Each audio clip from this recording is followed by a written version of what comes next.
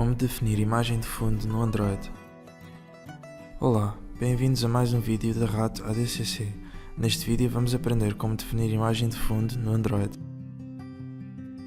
Primeiro tocamos no ícone de definições do Android. Depois descemos até encontrar imagem de fundo e ecrã inicial e selecionamos.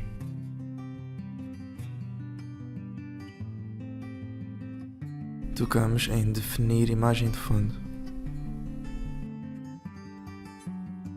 Aqui podemos selecionar que aplicação vamos usar para escolher uma imagem. Vamos selecionar a opção padrão Imagens de fundo.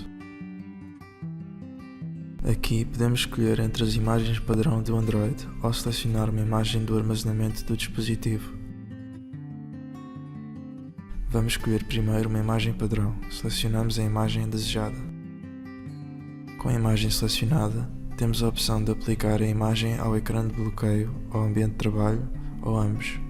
Neste caso, vamos deixar ambos selecionados. Por fim, tocamos em Definir foto.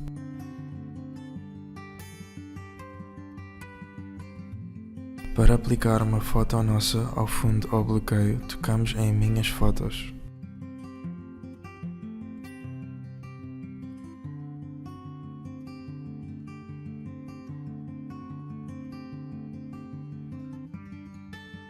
Agora selecionamos a imagem desejada e finalmente tocamos em Definir foto.